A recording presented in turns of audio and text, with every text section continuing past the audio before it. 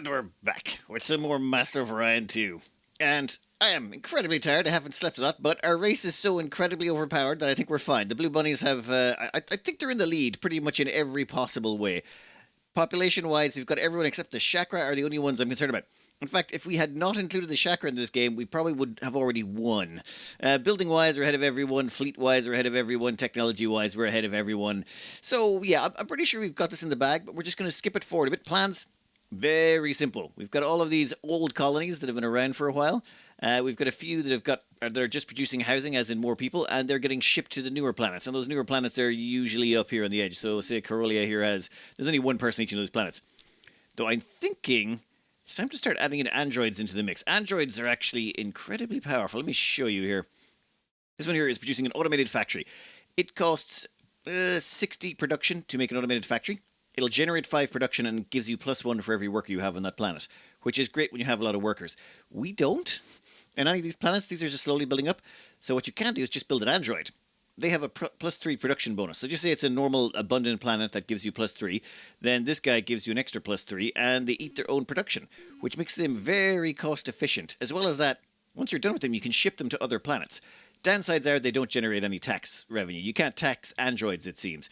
So what we're going to do is start building a few androids on all these planets, and those androids will become the base workers that we keep shipping across to newer planets. Once this planet is finished, as in all the production is done, all the buildings that the people need are produced, star bases, all that stuff, we'll move all the androids to other fresher planets and we'll import people who can start paying taxes. Well, that's all of those android workers queued up. I could probably buy a few, but you know what? Our money's never been good. I've switched a few more of these colonies over to producing trade goods instead of spies. I think our spy network is sufficient for its current task. Right now we're rotating ships back to Lar, and we're upgrading with our most recent missiles and technology so we can make sure, well, that when we do go and kill the humans, which will be about 10, 15 turns from now, we'll probably strike them. I want to make sure we bring everything we have to bear on them with the maximum power. I'm not sure how good our ships are going to be. Oh, and we've upgraded to Pulson. The Pulson missiles. They're the 3rd level missiles. There's nukes, Merculites, and then there's Pulsons, and I think there's Xeons after that.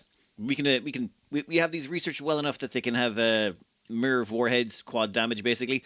These things should absolutely crush everything they go up against. In the colony screen, you can see these weird little blue men. That is androids. So those androids should drastically speed up the production on those colonies and get them off the ground faster. We're still a little bit short on the housing, though. We're going to need to be... there's so many planets we still want to fill, and terraforming is making it worse. For example, this planet here, Lar 3, used to be a huge barren planet and can only hold 15 people. Once we terraformed it up to Terran, it can now hold 27 people, which means we need to dump a whole bunch of extra people onto it. This is good, though, because the stuff that improves money production, all that, it affects all of those colonists. The more people you can cram onto a planet, usually the better. Which is why you'll notice then here that Sarnath, this large barren planet, is getting terraformed. That should eventually go up to 22 population. This is a large Terran here, so that's up to 22. So Sarnath will eventually go to 22. And the medium swamp, not sure how big the medium swamp. Once it turns to medium Terran, we'll get more people on there. But basically, we're just going to upgrade a few planets at the start to terraforming. You don't want to switch everything over. For example, we could start terraforming this planet and the medium radiated ones we can't. But there's several other planets we could be terraforming right now, but we don't do them all at once. If you stop on the production, you start falling behind and bad things happen. A little bit of rearranging a colonist, ships are routing different locations, food's good, yeah, we're good on all fronts, and we're producing more ships. Bunny's like Comet, what the hell, a frigate, 4 destroyers and a cruiser. Hey, you want that planet, buddy, you can have it, I ain't gonna fight you for it. We have stolen phaser technology from the silicoids. Oops, sorry about that. I like phasers. We're gonna have to up that tech a bunch, though, before we can actually use them. A little bit of people moved around, some more ships built. We have one planet churning out, like Shatir is just turning out nothing but cruisers. Missile cruisers 3, and they're just the 3rd variant of the cruiser, and they've been upgraded quite substantially. Let's hit the turn. Jump gates, excellent. This increases the speed of all our ships by 3 parsecs a turn. Basically, transport between our colonies is much faster now. And, oh yeah, we'd already stolen this research, so it's telling us we've got that. Well, thanks for that. And this is the point we were supposed to get our hands, I think, on phasers, but we've already stolen those. Good stuff. I'm going to grab the Galactic Cybernet. This thing increases all of our scientist research by +3. It also generates 15 research points on its own. It basically will slingshot our research into the stratosphere. I think we kind of have to... Ooh, who are you? Helmsman. You know what? Never mind. Select planet for colony ship in the summon system. When did I even send a colony ship over here? Yeah, that was probably before I left for holidays. You know what? It's fine. We'll take it. Thank you. Right now, we'll just queue up a couple of android workers to get this place kicked off.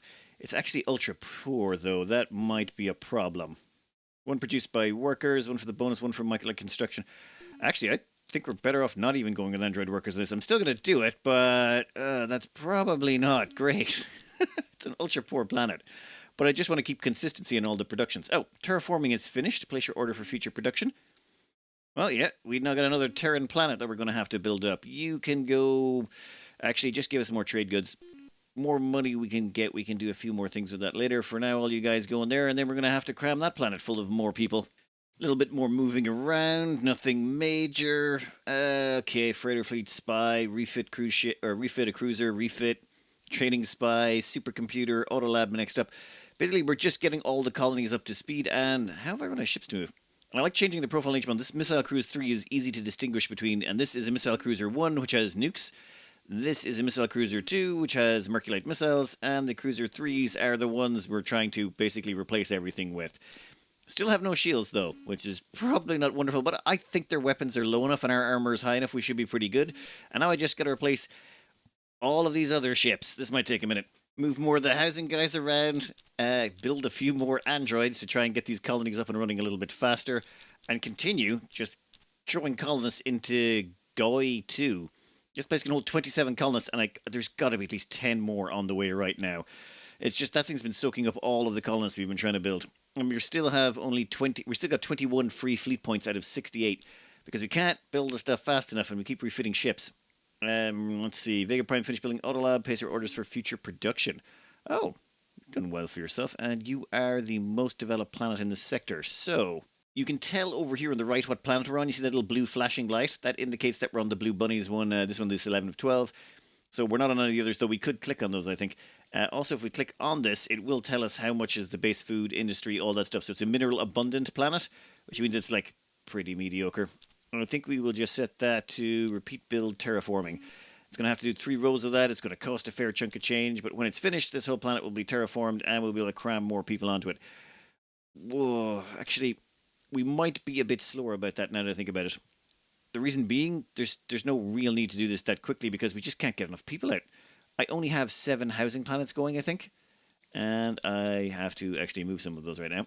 I also might want to slow down the production of freighters, though at any point you can scrap a bunch of these. I don't think we want to. They actually cost money to maintain, but our money is holding fairly stable, and I still think we're so far ahead it makes no difference.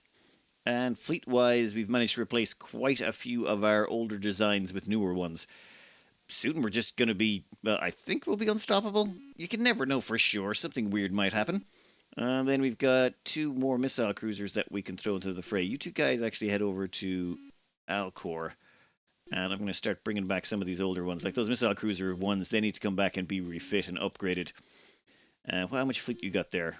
A couple of destroyers. Yeah, they don't scare me so much. And Alcor, do you please have defenses? Yes, Starbase, Missile Base, Alcor is ready to defend it. That's the only one I really care about, because that one has ancient artifacts they'd be nice to keep. I was wondering why we weren't catching up with the fleet amount, and then I realised we're just building more Starbases. That's all that's happening.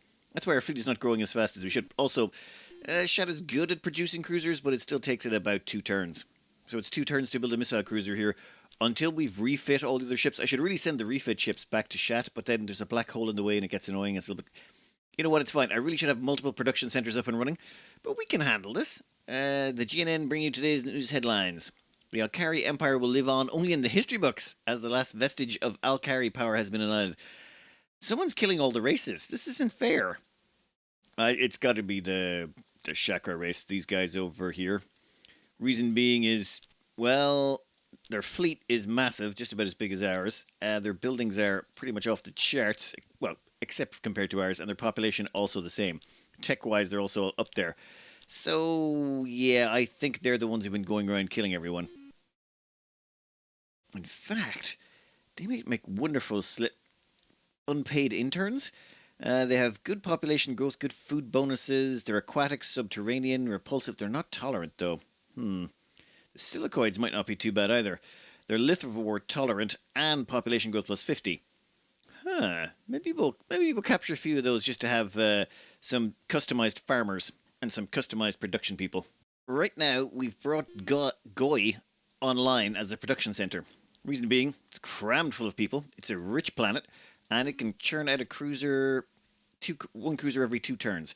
So I figure we start churning out some cruisers from this place as well, and we can hopefully launch our attack on the humans in the next, yeah, I'd probably say about 5, 6 turns. They won't even know what hit them. We're going to hit every single colony they got except Seoul simultaneously. Oh, I'm going to bring colony ships. We sort of just nuke everything in our way and then recolonize. We don't capture, namely because we prefer our people over everyone else.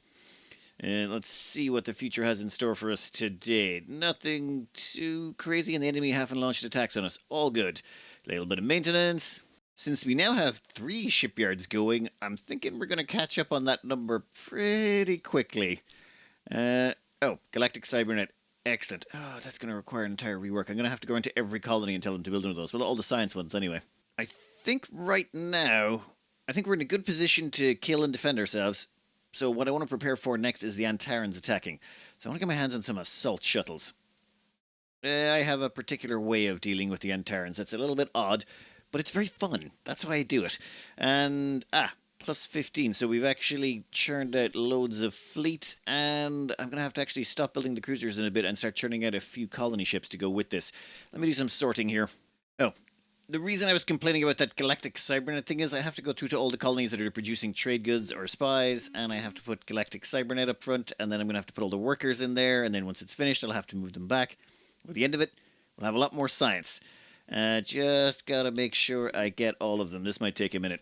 I think our research before we did this was at about 1100.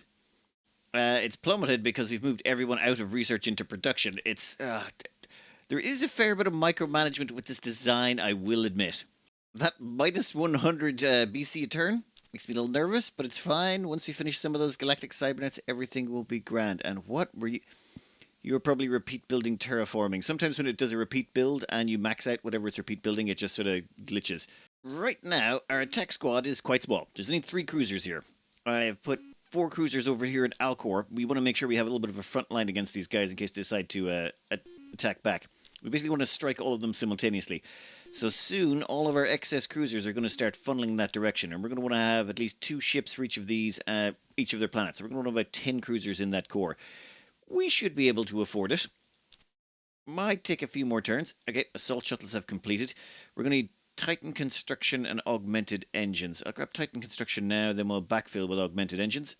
The fleet is beginning to assemble at Vega. That's going to be our staging point.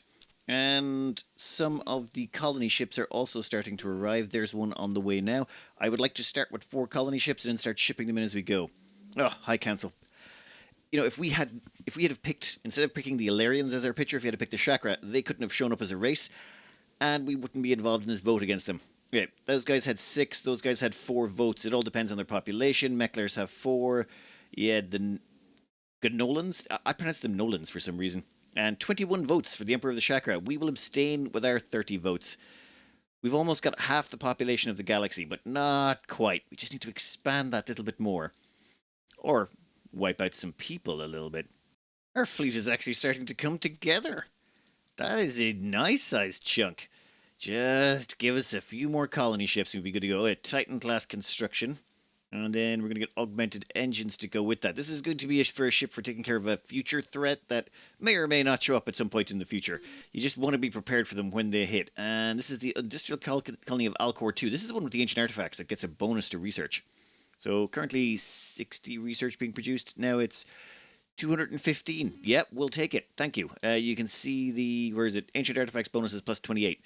Research lab, supercomputer, galactic cybernet. Yep, all that stuff is giving us just gargantuan amounts of research out of this. You can repeat build spies. I always like to leave 3 people just to build something or do trade goods. Vega Prime, what were you? Oh yeah, you have been, I want to say recently terraformed, maybe? Yep, you've been recently terraformed. So, we'll give you a galactic cybernet and then probably repeat build spy. I just have to remember to take these guys out when the time comes. Yeah, there's no rush. You'll get around to it. Another colony ship. Perfect. You know what? Give me 2 more colony ships. Damn it. What were you? I keep forgetting half the stuff. Like, after a while, you just get so many colonies, you forget what half of them do. You can repeat build spy. We'll put these guys there. What was your thing? You are mineral poor. So you know what? Yeah, repeat build spy is fine for you. Goy's got another colony ship for us. Do we have 4 colony ships on hand yet? No, we only have 2. In fact, we want 5 colony ships to start. Right now, we actually have 5 colony ships headed that way. So in 2 turns, we'll have enough to start staging our attack. We've got some extra reserves back here. This should hopefully be a total and utter slaughter. Well, that is the hope anyway.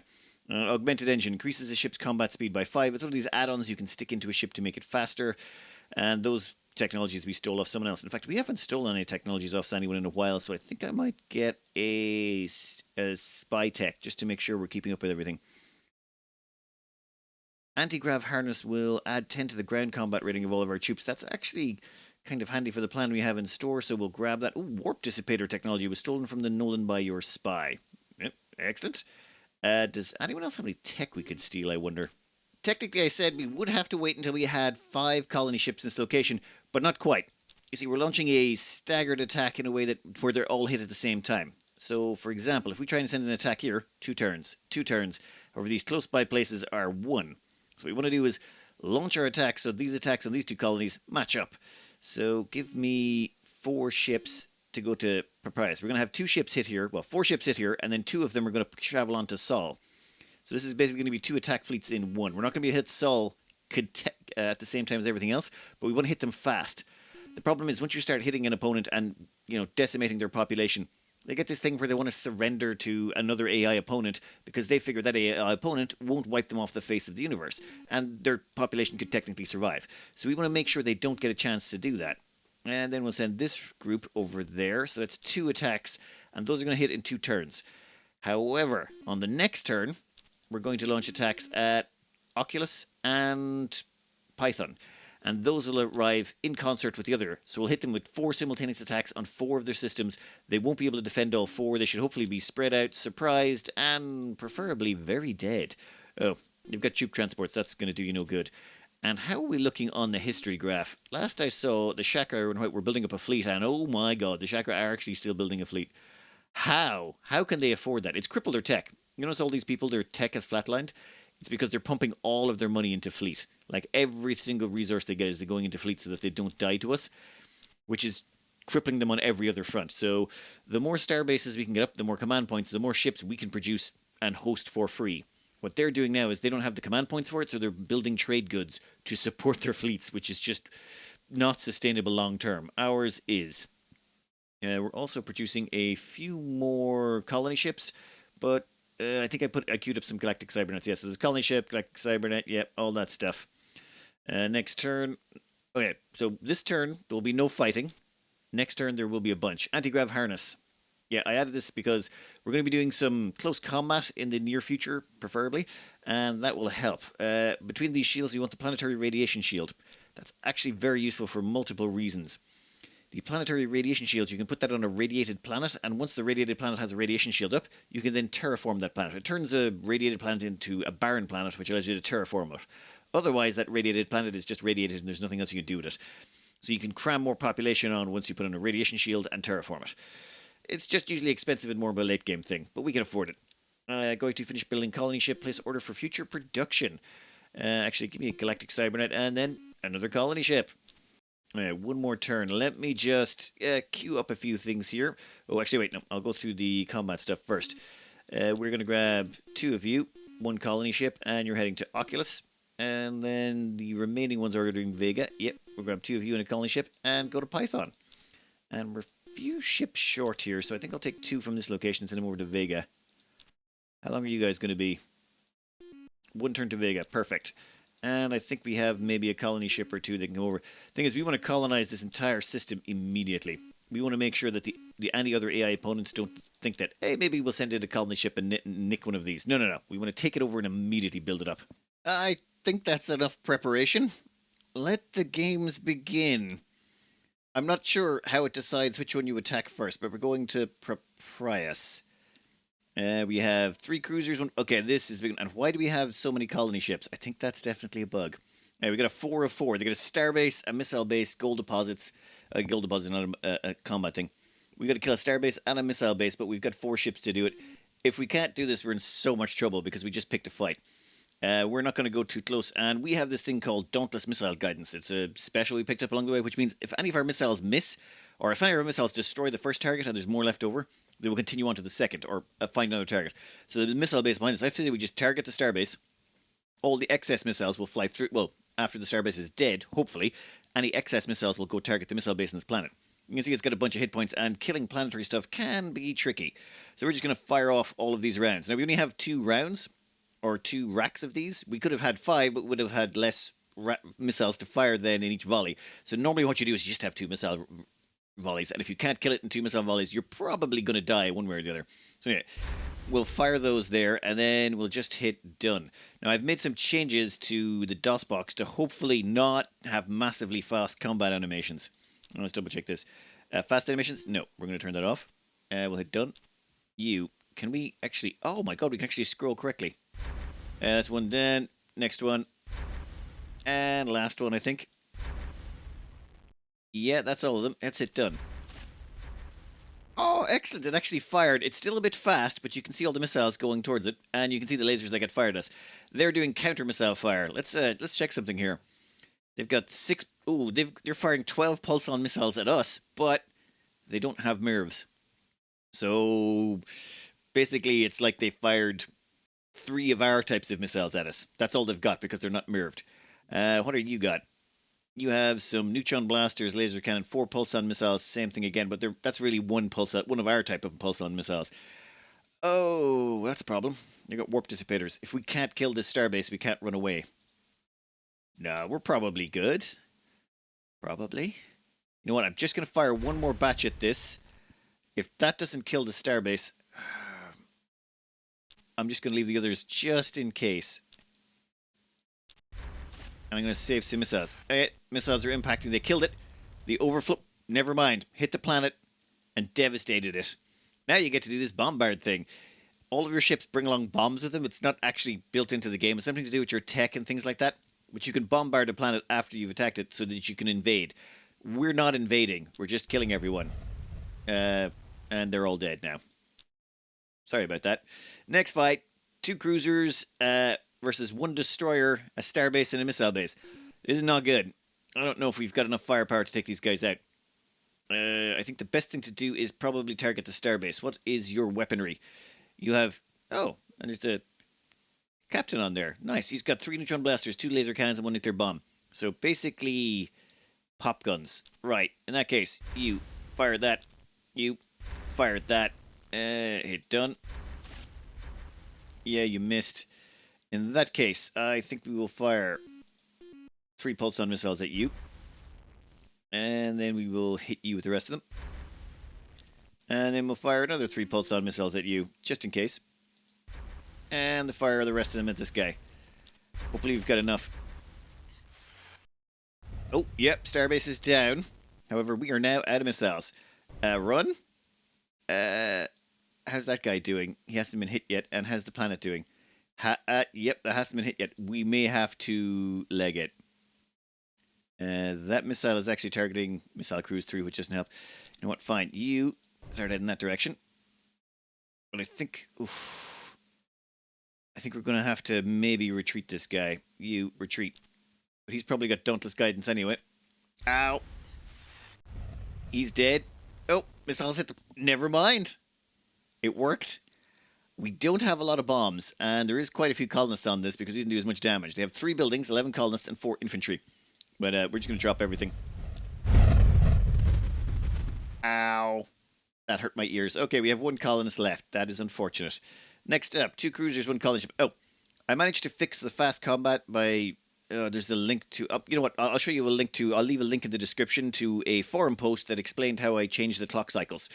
I'll put a little note beside it as well. Starbase, missile base, gem deposits, and we have 1 frigate and 2 destroyers. That might actually be too much for us.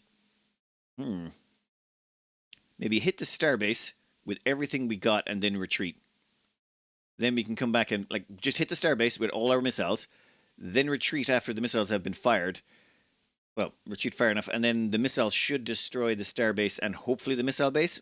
And then we'll just have to run from the ships, assuming none of the ships have anything we can hit us with. Actually, I'll try something slightly different. 3 pulse-on missiles for you. 3 pulse-on missiles for you. You can have 2. And then we shall start running away. You can just unload everything on that starbase.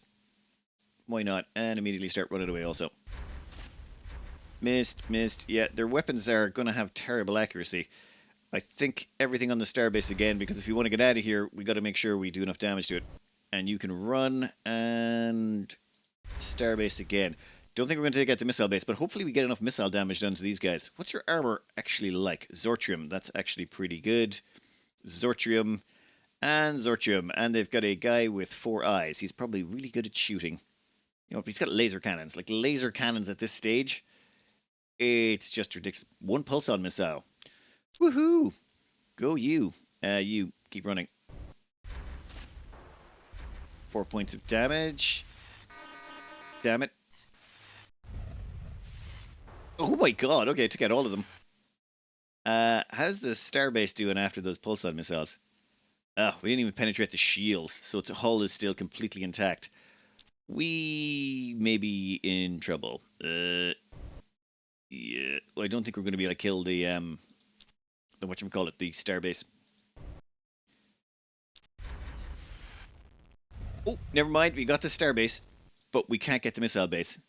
Yeah, we've no ammunition left. We barely killed it. So we'll retreat, and we will retreat. Ow. Never mind. Both cruisers make it out alive. But we hurt him. We hurt him bad. 2 cruisers. He's got 1 cruiser. You know what? Here's the thing. This place has 2 planets to choose from. One of them has no defenses. One of them does. Actually, this one's going to get a starbase. So the plan would be... Yeah, let's take out the bigger planet. Why not? If there was more fleet here, I'd probably be a bit more cautious, but I think we can take this guy. You can have 3 missiles. The rest can all go towards the starbase. This guy, you know what? Give him 2 pulsar missiles, and the rest can go towards the starbase, and then run away. Fine, all towards the starbase. And I forgot to run that guy, didn't I? Never mind, I can run him now, right? Yeah. What you can also do is bring along a little small ship. Oh, he legged it. That ship ran away to avoid dying. Smart little bugger. All right. Done. And you can also run. Done. And that should be the death of it. Meaning combat's over. Bye-bye, colony. Drop them all.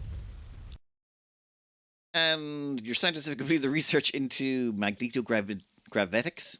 We now have planetary radiation shields. Warp dissipator we stole from someone else. Now what? Yeah, I wanted to get the stealth suit. Stealth suit gives you a bonus to your spying. That's the whole reason we came down here. There's also the personal shield. Deflects physical and energy attacks, increasing the combat rating of militia troops and armor by +20, which is great. Stealth field makes your ships undetectable at range, so you can sneak up on people, but it doesn't really work against the AI as far as I'm aware. I prefer to have the spying thing, just because the spying thing makes you just that little bit easier to rip information out of people. Now we get to colonize some of these planets. This is why we did this. Yeah, 8 masked pop abundant. We shall take it. Thank you. Oh, yeah, then we got to queue this all up. Android worker, android water worker, automated factory, robo miner, missile base, starbase, biosphere. Yep, off you go. We're also going to be importing some workers here rather quickly. Select planet for colony ship in this system. Excellent. We brought 2, did we? Oh, yeah, this is the cruiser battleship one. No. We want to save some ships so we can send them on to Sol next round. We've got, 2 cruisers, 1 colony ship. And is this the one we barely... Yeah, this is the one where the cruiser retreated, but because there's a planet in the system, it was fine. Fine. We'll take it. We'll kill the cruiser next round, or drive it off, one or the other. I put in a gravity generator there. Wait, no, not galactic cybernet. I want a gravity generator, so... right about there. Actually, after the missile base. But before the biosphere. Just to make sure we get things done in a reasonable time frame. This place is going to be suffering from... it's blockaded. The problem is there's ships in orbit around it, which is causing a problem. Also, we're at war with the humans now. Scouts that arrive at the Zona system. Yeah, it's... wait, what?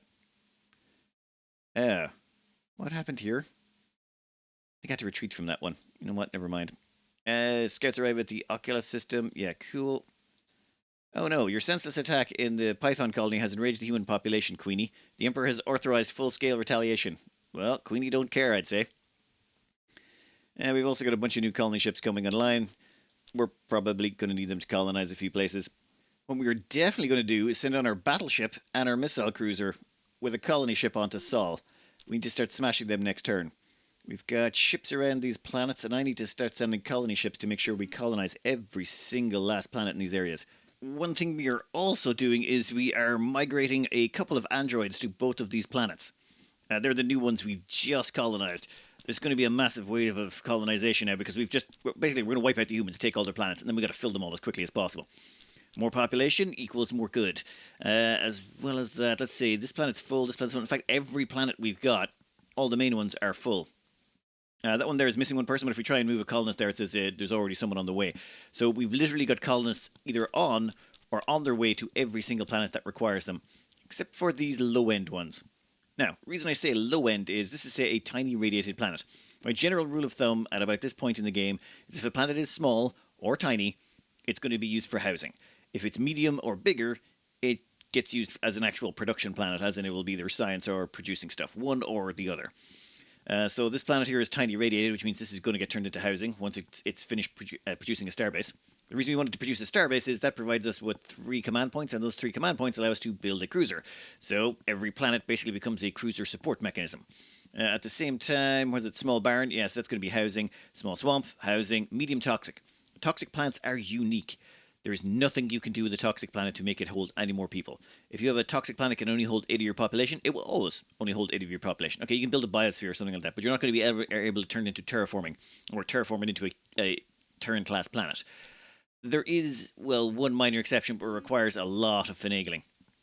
For example, here we have 4 planets in the system, and we could, in theory, get Vega V and turn it into a Terran-class planet, but it would require like some late-game tech. First thing we need is planetary construction. Planetary construction would allow you to turn things like asteroid belts, this asteroid belt, you can turn those into planets. So as long as you have a planet in a system that's already colonized, like, say, Vega 1, we could build an artificial planet out of the asteroid belt in it, or any gas giants. Gas giants can also be converted into planets. The second technology we would need is at the very bottom of physics, which is the stellar converter. It's basically a giant death ray beam that can, turn a ship into a Death Star. It can completely destroy a planet when used for orbital bombardment. Thing is, when it says completely destroy, what it basically is, it turns it into an asteroid field. So what we could do is let an enemy take over this planet, then we could blow it up with our stellar converter, and then that would turn it into an asteroid belt. And then we could convert the asteroid belt back into a barren planet. By blowing up the planet and turning the asteroid field back into a planet, it stops being toxic. I don't know. You don't understand the physics of this universe. Who knows? Right? Maybe burning stuff really does get rid of all the toxic stuff in it. But anyway, what that means is I'm going to keep all of those planets as housing planets because they're not really good for anything else. Small, tiny, and toxic. Except for, say, ones that are huge. For example, Shat 1 here is 15 population, so it's a huge planet, and it's ultra-rich, which means it's really good at producing stuff, so there's no point wasting that on producing housing. So a huge, or maybe even a large toxic planet can hold about 10, I believe. I might be tempted to use that for something. But for now, what I'm going to do is I'm going to start filling up all these planets so that we can get their star bases out. So, yeah, this is the general theme at about this point is, we're moving all of those over there. Oh, same system. That's why it was so fast. Alcor, yeah, we're going to have to fill all of these up. Right. Whole thing clean, lots of people being moved. Yeah, colonists still arrive in a short order. At the same time, some of these planets we're going to be refitting later on. For example, small swamp, large radiated. So this is a large radiated planet. We're going to stick a radiation shield on it, and then we're going to terraform it up to Terran later. The only reason this was used for housing early on is there was nothing we could do with a large radiated planet. And it was just, we needed more housing and more people desperately. And at the same time, this planet here, We2, it's a medium radiated planet, heavy gravity, mineral, ultra rich. We are currently building a radiation shield. Once that's done, we're going to start terraforming. Well, trade goods, then terraforming. So we're going to start getting all of those older radiated planets that we've got in our system and building radiation shields on them, the ones we just researched. And I've gone through the tech, and no one's got any tech worth stealing, so I don't think the stealth suit is worth it. In fact, I might just go with personal shield. We're going to be probably getting involved in some close combat if things go well. So I would like to have a personal shield on some of our people. And finally, where's our best producer? Yeah, this heavy turn one. We want to churn out a Titan design. So currently the largest thing we could build is battleships, but we researched Titans recently. Give me, say, you. Clear you out. Give me battle pods. Then we're also going to want augmented engines, and then the final thing we're going to put on is a special system, which is the assault shuttles. 4 assault shuttles, each one carrying 4 Marines. They're exactly what they sound like. You fire an assault shuttle at someone, and then the Marines get off and attack the ships. So it's basically a boarding party.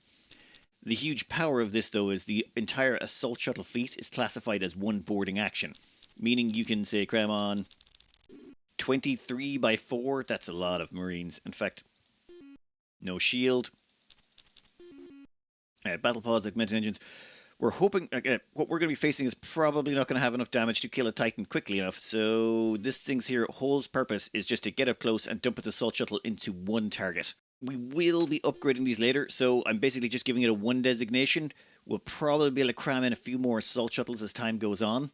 So we'll just leave those like that. And I need to make sure this is built in a place that has a Space Academy. Yay, Space Academies give experience bonuses. There's actually levels in this for ships. So if you build a ship at a place that has a Space Academy, then what happens is that ship is, well, better in general. In fact, actually, give me 2 Capture Titans. Yeah, just in case. Why not?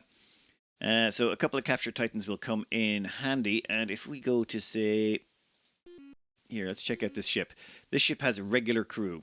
And this means it gets a bonus to its beam attack and beam defense. And so do the Marines. I'm not sure if it works in the assault shuttles, though. I mean, it's been a while since I played. Some of our early ships are basically they're green crews. The reason being is, well, we built them in places that didn't have Space Academies. And it's still regular crew. There we go. There's the green crew. Those built at a place that didn't have a Space Academy. As well as that, they gain experience for hanging around Space Academies, and they gain experience for combat. So you can end up with actually ships getting really, really good after a while.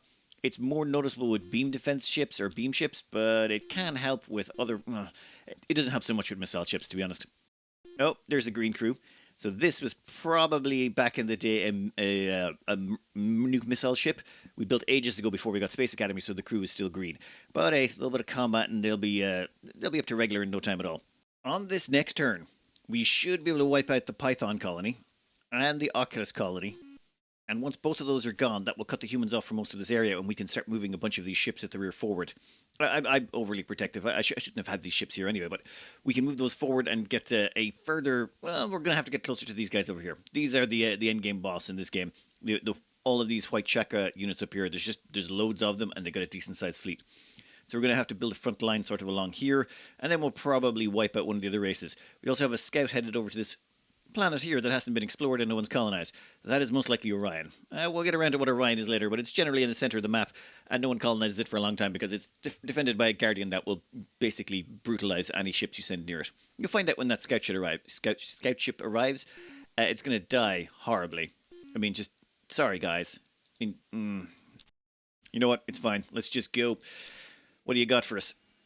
Okay, select combat at Zona. You have nothing. Oh yeah, we crushed all your stuff and then tried to run because... In fact, oh yeah, no. We crushed all your stuff, but we couldn't finish you because we didn't have enough bombs. Bye-bye. And dead. Right, select combat at Python. We have 2 cruisers, 1 colony ship, and you have nothing. Yeah. Well, there goes another planet belonging to humans. All we gotta do now is take out Oculus. Oh, wait, no, we're at Sol. Sol is their home system. They've got their battleship there, and they didn't colonize another planet in their home system? That's just sad. Okay, so you got 1 battleship. We brought 2 cruisers and a battleship. I kind of added an extra cruiser later on just to be sure. Starbase, missile base, and 1 battleship. Yeah, I think we got this. So, you know what? I would like you to rush forward immediately and fire at this guy. Now, the reason I'm having a rush forward is I'm remembering that this guy might explode when he blows up, and if he does, and a bunch of our missiles are near him, his explosion will take out all the missiles. That almost happened last time round. So what I want to do is make sure that the ship-killing missiles are ahead of the starbase-killing missiles. So the starbase ones will be at the rear, which means this guy should explode, then the missile should impact the starbase. Starbases don't explode as far as I'm aware. I don't remember them ever doing it. Now, this means the battleship might take a little bit of a pounding, but I think he can take it. Yeah, he's fine. He's got heavy armor. He'll be grand. What do you guys got? Yep, everyone's got a little bit of heavy armor. They're pretty tough, and I don't think this guy has anything that can really stop us. Yeah, they fired some missiles and stuff. Yep, there we go. See, he blew up. That could have been awkward. Then, in that case, we shall just fire a bunch more missiles at this guy. He is very dead. Then we'll just retreat. Warp dissipator prevents that. Well, okay, then we would think about retreating, but we can't do it because, you know, whatever. Now, you'll notice on this guy here, we hover over him. You see he's got shields, that green ring around him. That's the shields that can absorb damage. And they're only level 1 shields. Huh. I'm surprised they're still up. I honestly thought they'd be down already from the damage he took. But, turns out the weapons we're facing are just too weak sauce. Anyway, this should be a brutal destruction of this poor guy.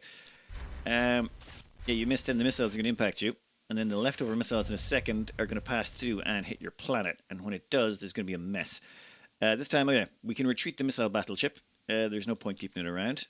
Then we'll have these guys just start running away. I probably should have them running already, but I'm lazy, and the enemy is not really doing that much. We could also have brought along a tiny little ship to start running away immediately. That's one of the little tricks. And then then you have everything else retreat and just have that little ship run off to the edge of the map. There's lots of mean things you can do to the AI. And then all those missiles hit the planet and destroy the missile base that was there. Once the missile base is destroyed, there's no enemy stuff left, and then we can just finish the problem. Slowly but surely grinding them down into a paste. And I believe that is the second last human settlement. This is the last human cruiser. 8 transport ships, they're just troop transports. So they've got a cruiser and a missile base, and we have 3 cruisers, one of which is badly damaged, actually. So the cruiser and the missile base. Whew. You know what? Say this ship here, the bottom one, you can see that its armor has been greatly damaged. We want to make sure that that one doesn't get any hits done to it. So instead what we'll do is we'll say, bring this guy forward, have him fire at this ship. Perfect. This guy at the rear, you know what? Fire at him anyway. Done. And this guy here can also fire at that guy, and he should probably start running away. And they still shot at that guy. He exploded. Kind of knew that was going to happen. Hey, you go there. Treat it a little bit. This guy miles back there is going to just fire. And the injured guy, this is the guy we can actually see here down at this bar. The blue is his armor, and that's greatly reduced. Red is structure, and I want to say yellow is engines or something. I know, you don't not ever getting damaged. He's going to fire his missiles and then immediately retreat off the map. Namely because we don't want him getting hurt. But it doesn't matter. Ship is destroyed. GNN, bringing you news headlines from across the galaxy. I'm going to guess that the news is that the humans have been wiped off. Yep, humans, empire's fallen, the longer real power of the galaxy. And oh my god, I messed up. I just remembered something. Never mind, we'll cover that in a second. Select planet for the colony ship in Zona. 25, max pop, rich, heavy G. Thank you, Terrans. We are going to enjoy the bejesus out of this place. And the usual android worker stuff. We'll have to get back around to that. Then we're going to have to probably colonize somewhere else. Oh, yep, this is the Terran's home system. We'll take that one too. Thank you. I cut out all the setup, but we have occupied all the planets in Oculus. We have occupied all the planets in Python. We've occupied all the planets in Zona. All the ones in Priapus, whatever. And in Sol, there's still one planet we have not occupied. But once we occupy that one planet, that means every single settlement that the humans have, or every single planet in every system the humans owned, will be under our control and colonized and have people on it. And now I just got to make sure we get some more food in. And what's this? Personal shield. Oh, excellent. That personal shield's almost done. I didn't think I might sort out food forever and ever and ever. Oh, and yes. I need to go in here and check. We lost a bunch of spies. We had 38 spies on the humans. 38 or 39 spies on the humans. And when we eliminated them, all of those spies bounced back to here, where we had about 38 spies. Unfortunately, you can't go above 63. So what happened was all those extra spies vanished into the ether and were destroyed. So, yeah, that's unfortunate. Time to top these spies up over there. And if we don't do this, what'll happen is on the next round, all the planets that are currently producing spies will realize the pool is maxed out, and then we'll get notifications from all of them, and we'll get stuck on those planetary screens because it wants us to build something different because, well, the spies are maxed out. During the fighting, some of your ships are going to get damaged. You can see here these ones are, well, not in great condition. What we'll do is send them back to any planet that has a starbase. Starbases instantly heal them. It doesn't actually cost you anything. And we'll just make sure that we keep some of the people on Oculus. I want to make sure we have a little line of ships here because, well, those chakra might get a little bit uppity, and if they do, we want to make sure we have enough forces around to smack them down super quick. Before we end this turn, I'm making a few minor changes. I've gone to Sarnath over here, and it turns out, but I just accidentally, we've ended up with 4 Terran-class planets here. Well, 4 planets. It's one of our most populated systems. And then what I did was I sorted by name, went to Sarnath here, and all 4 of them are now producing a space academy. Maybe put a couple extra people in there just to speed that along. The reason I want space academies is they increase the experience of ships stationed in system. So change ship crews, adding 1 to their starting level. So when a ship is produced in an area or on a planet that has a space academy, it starts at 1 level higher. Instead of being green, it'll start off as regular. Ships stationed in the system gain 2 experience each turn. But I don't know. We don't know if this is a bug or intentional behavior. If you have, say, 4 space academies in system and 4 different planets, all the ships stationed in that system all gain experience from all 4 space academies. In fact, I think we might grab planetary construction after this. That way we can modify Sarnath so we can turn that gas giant into another planet, and then we can have 5 actual space academies in one system. I think 5 is the maximum amount of planets you can ever have in any one system. You know what? Doesn't matter. Let's see what's up next. We've got Personal Shield. Deflects physical and energy attacks, increasing the combat rating of militia troops and armor by plus 20. That's actually quite a big bonus. We started with a minus 10 to our infantry, so I'm trying to grab a few upgrades that increase their fighting capacity. Now, I think planetary construction is probably a good idea. The automated recycling unit is just terrible. Automated repair unit. Repairs the ship during combat, restoring 20% of the armor and structure and 10% of the ship's internal systems each turn during combat. After combat, the ship is completely repaired. It's just, if you lose the combat, you're dead. And putting something on a ship that takes up space, that repairs it, is only good if you can survive more than 1 hit. Most things don't survive more than 1 hit. Allows scrap material. I mean, don't get me wrong, I've done builds that revolved around having super repairable tough units. It's just generally, it's not really that great. Recyclotron allows scrap material reuse, reducing construction costs. Every unit of population generates plus 1 production. This increase does not count towards the planetary pollution level. Basically, all of your units on a planet get all your units get plus 1 production. That's basically what it is. And it's decent, but I think I would prefer planetary construction. We've got about 10 or 15 asteroid belt / gas giants that we could turn into planets right now. So, yeah, let's work on that instead. I think we might actually have enough colony ships. I'll have to double check, but if we ever need any more, we can always come back. Goy, just, you can do that. 276 research points. Go. And we've made that second capture Titan. Wonderful stuff. Just go back to producing spies then. And we finished making missile cruisers. Repeat build a spy. Why don't you? Perfect. Oh, and we've finally gone over command points. We have 5 starting command points. Everyone gets those. We have 25 from starbases. Subspace communication gives us plus 2 for every starbase, which is why we've actually got an extra 50 for a total of 80 command points. Might be time to maybe scrap a few things here. When's our next starbase is coming online? Going to producing, we'll have a starbase in 2, 3, 4, and 5 turns. So that will be 3, 6, 9, and then 12. So we've definitely got stuff coming online that will help. But I think a good plan might be to maybe colonize a few areas. That will get rid of these colony ships. Once the colony ships are out of the mix, we should no longer have that negative money problem. To quickly assign out the colony ships, I'm just going to be lazy here. We already have a ship on the way to Sol. So let's just sort by size. Yeah, you're in range. Fine. Colony ship is laid in a course. You are in range. Why not? Sol 3, there's already somebody in range, or somebody on their way. Ultra Polar G, why not? And this is awkward. In fact, we've already got someone on their way there. So why not? That's 4. That still leaves 1 ship on their way to Sol, right? Yeah, there's this guy here. Yeah, so that guy's on his way to Sol. That will colonize that planet. I should probably put some escort ships to guard those other colony ships. Right, basic maintenance done. Oh, wait, no. There is, Zar? This one, the Capture Titan. I want to start moving that guy over there. This one's already here, and they've got regular queue. How do I tell what the experience of a fleet is? It has been a while.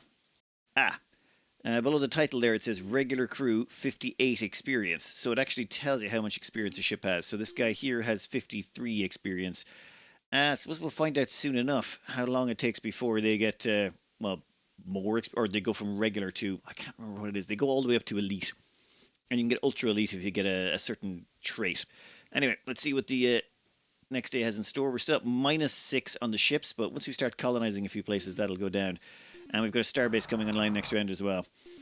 Yeah, you're just going to be the same build order here. I've started putting in the biosphere here as well, just so that, well, I either put in the gravity generator if the planet needs it, or a biosphere, just so that we can cram in a few more extra people. This is a medium planet, so we'll be definitely turning this into something productive. Also, once we get planetary construction, that gas giant can become another planet for us. Huh. -5, so colony ships only take up one supply? I did not know that. Well, okay, soon we will be losing 103 BC a turn. And once we knock this out, I think we'll knock out... I'll probably go with Astro University's Galactic Unification and Galactic Currency Exchange. Not that we need it, but I like having lots of money late game. Down here you can see just how much population we're at. We're at 336 population. I'm not actually sure how many turns we are into the game. I'd probably figure it out, but it doesn't really matter. All I know is we got a lot, and we're about... That ship, scout ship there, is about to hit that planet, which I'm like 99% certain that's Orion. Let's find out, shall we? Yeah, Guardian attacks the blue bunnies at the Orion system. Yeah, we're going to see this thing for like about a half a second before we get completely vaporized.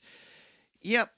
You're tuned to GNN, your source for all the news you need to know. Ships in your empire have recently visited the legendary Orion star system.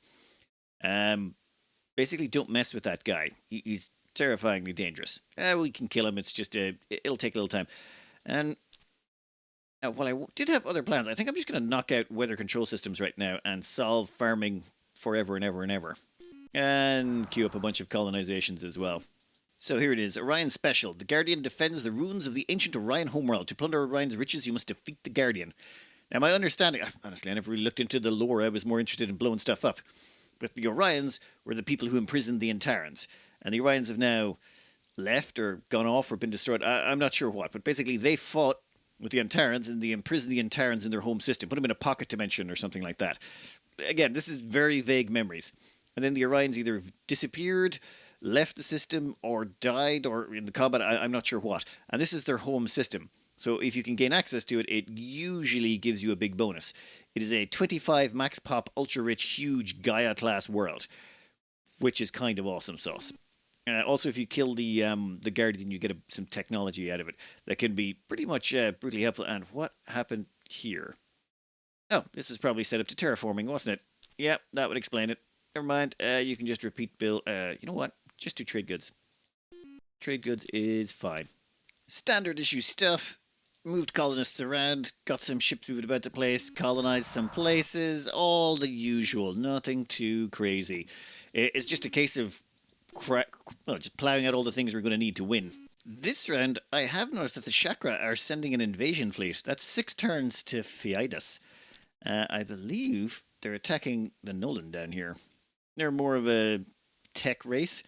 Yeah, they're probably going to get really badly mauled. If we check on the history graph for a fleet. So the Chakra are the white line. The Nolan have the smallest fleet of anyone. Yeah, they're going to get really badly mauled. We could go down and start trying to attack them now. We are close enough by that we could maybe do a preemptive invasion.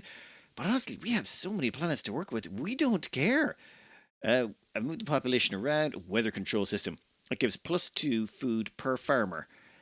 Now, the reason I'm getting that is just to finish out entirely on farming so we never have to worry about it again. Let me just take care of a few things here. Now that we have these weather control devices, we're going to go along to our main farming planets and build them. And this is one thing, this is one mistake I made at the start as well. What I used to do was put all the farming upgrades on all the planets and try and terraform them up to Terran so we didn't need freighter fleet. And no, you see, a weather controller costs 3 to maintain. So it takes 3 gold coins to maintain this, or 3 BC. Why build this on every colony and have -3 on every colony? You can just build this on 2 or 3 core planets and then export all the rest via freighters. The freighters don't even cost that much. Let's go into here and do income. Freighters are costing 18% of our income. I mean, they're not super cheap, but we also use them for a bunch of other stuff, and it just means that we don't have to waste time building up a whole bunch of other infrastructure on other planets. The freighters basically act as just an evening out thing. You're better off only having a few planets, in my opinion, that do the food, and everything else you just, ship. 22% for spies. Wow. 18% for this, 57% for buildings. Damn. Okay, we need to... Yeah, we do kind of have an awful lot of buildings, don't we? We have 3 weather controllers coming in, but 2 of them will come in 2 turns. It'll be a couple of turns before we get anything out of that, and I just realized we don't have enough food coming in, do we? You know what, Draconis, you can put just another couple of people in food just to tide us over for now. Alright, let's skip it forward another turn. Colonize the pre-selected planet. Yeah, go through all the usual malarkey. Oh, this colonization has brought a new race into view, the Meklar. The entire Blue Bunnies race will kneel before the mighty Meklar Empire, Queenie. It's only a matter of time. Yeah, read the room, buddy. I mean, or should I say, read the galaxy. I don't think that attitude is going to go well for you. Not with us in the chakra around. 2 of those weather satellites are about to complete, which means that we hit that button, the food one just went up to 100. Galactic News Network, yeah, what happened? A space-time anomaly has occurred in the Bulba star system. All colonies in the system are unable to build, and ships are unable to make contact for either trade or combat purposes. Ooh. Also making headlines. Your empire now spans 22 star systems, outnumbering all the other empires. Well, that's good to know. Asteroid universities. Using the most advanced teaching methods available, the efficiency of farmers, workers, and scientists is increased. Each receives a +1 bonus. You do have to build a building on each planet, though. And then we get galactic unification. Right now, we get a 50% bonus to farming and production because of our government type. Galactic unification makes it twice as effective, meaning we get a 100% bonus to our farming and our production. Yes. Actually, we're at a +100 food right now. And, oh yeah, I've queued up another planet colonization because, of course we have, because we just have to colonize them all. There's just no way around it. With the advent of the Asteroid University, we have to go around to every single location and get them to build one.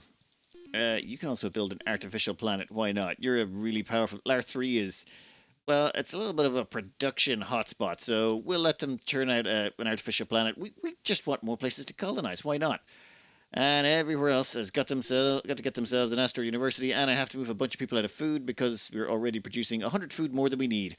Give me 5 minutes. And that's a lot of Asteroid Universities. We have some weather controllers mixed in there as well, but it's mostly just Asteroid Universities. It'll improve everything by 1. I mean, Asteroid Universities aren't exactly brilliant. Their maintenance cost is 4, so they're not hugely cost efficient. Oh wait, let me rephrase that. The bigger the planet, the more you get out of them. So smaller planets don't benefit quite as much, but a large planet with a population of 15 plus is going to get some bang for your buck out of that. What do we got next up? We have stolen thorium fuel cells from the chakra. Okay, unlimited fuel range. That's actually really useful. In fact, I should maybe put some spies on these guys over here. The guys we just ran into, who I completely forgot about. They have uridium fuel cells, which, yeah, we don't care about those. But thanks for having them. Do you have any other technology that's worth stealing? No, you do not. Oh, and that thing in the bottom right, I can get rid of that, but I'll tab out of the game. Oh, never mind. I'll move some spies around anyway, just to take care of these guys. If you remember the Sarnath system, this is the one where we stuck all of those space academies. So we have 4 space academies here. And now we've just terraformed the asteroid belt in there to a huge barren planet. And we're going to check a colony base on it. We're going to put a space academy in there. And let's check out the fleet that's around it. You guys right here. How are you looking? You're still a regular crew. 93 experience and 88 for you. Whereas we just take some people over here randomly, like these guys are 82, 61. Yeah, some of those have got combat experience. These guys are basically not...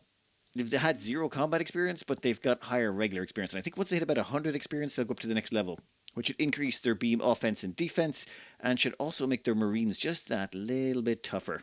Right now, when it comes to migrating people, I'm just chucking them anywhere. I just want to get them off the housing planets. The problem is...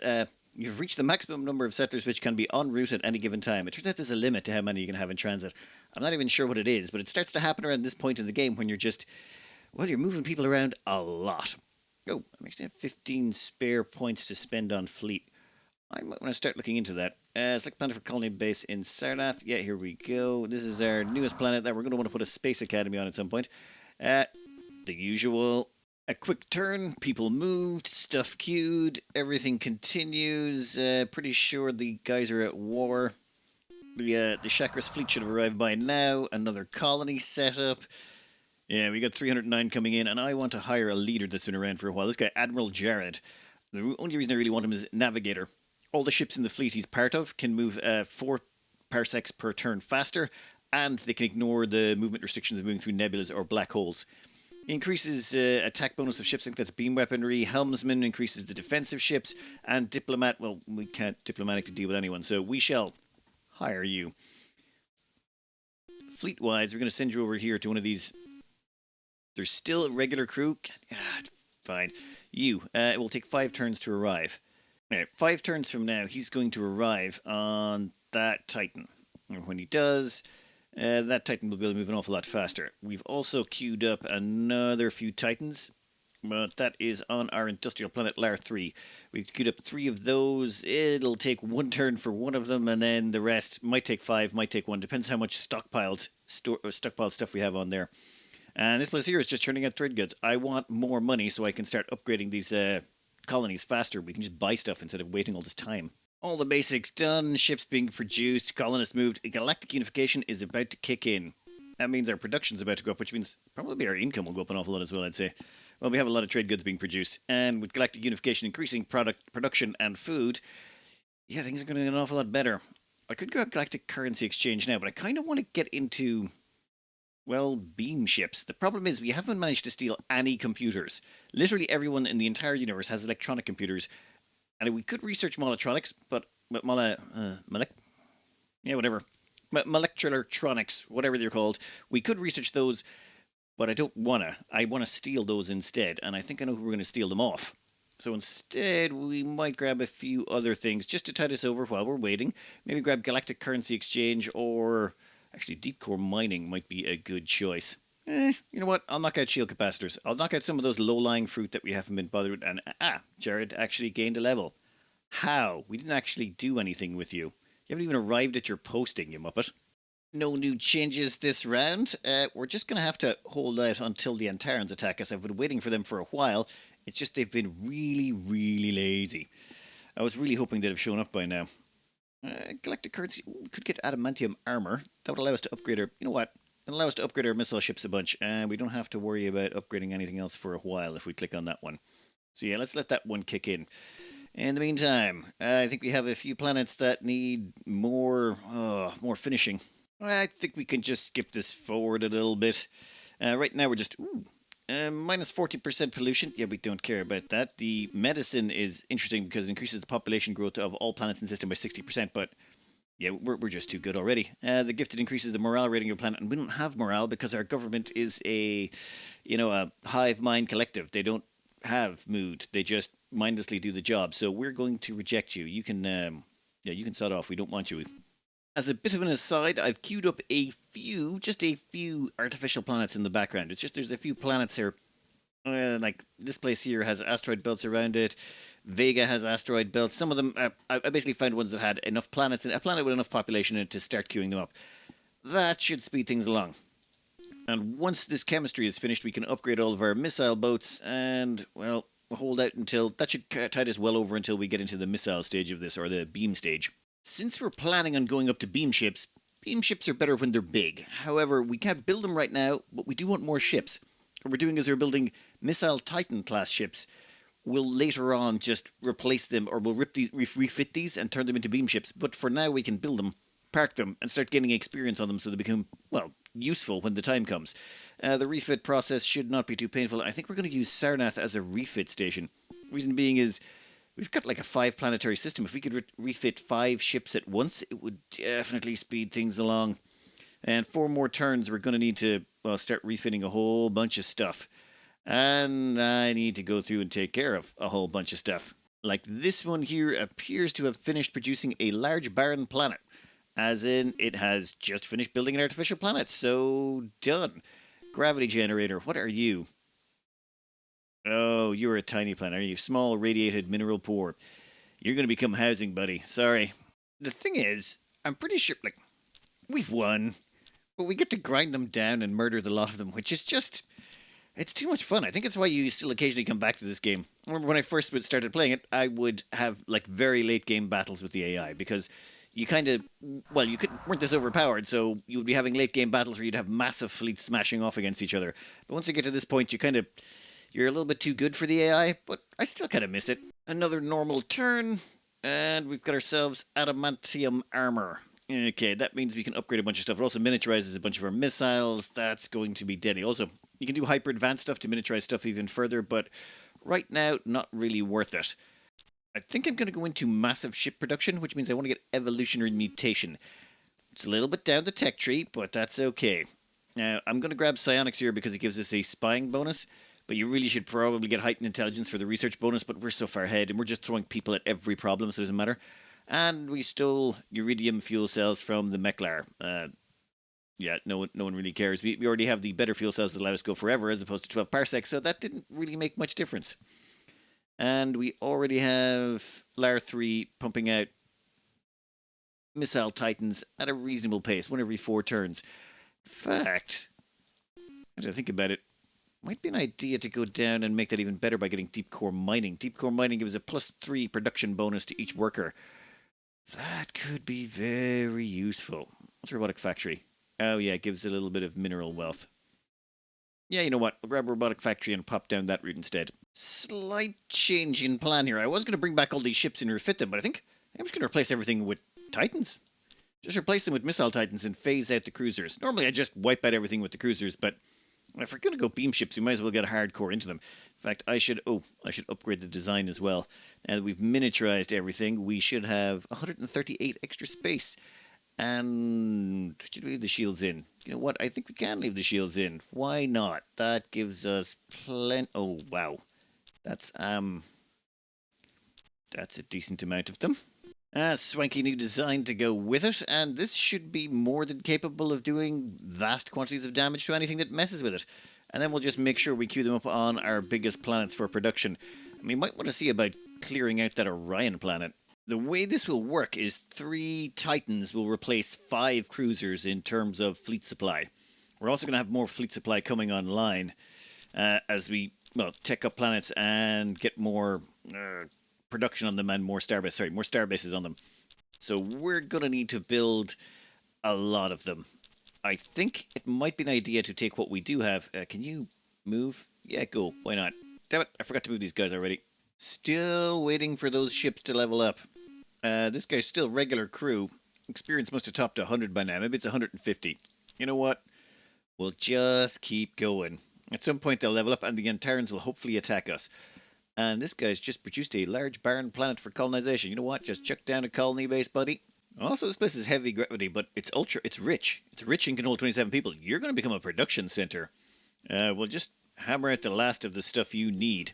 Well, you still need a supercomputer, but you're almost there. Almost.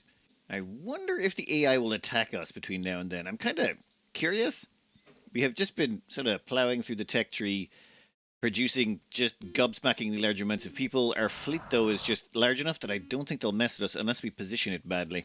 Okay, we finally find out what it takes to get a veteran crew. It's 150 experience.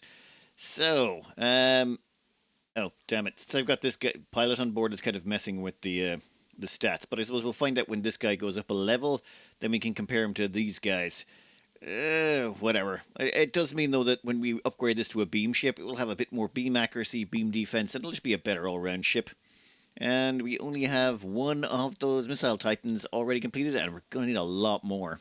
Well, time for the next High Council meeting. I wonder how many votes we have at this point. Silicoids abstain with 7 votes. Mecklers abstain, 4 votes. They could have voted for this guy if he had enough diplomatic niceties with him. But he's a violent sociopath, so they're not going to vote for him. 22 votes for the Emperor of the Chakra, and we have 49 votes. Let's just vote for ourselves.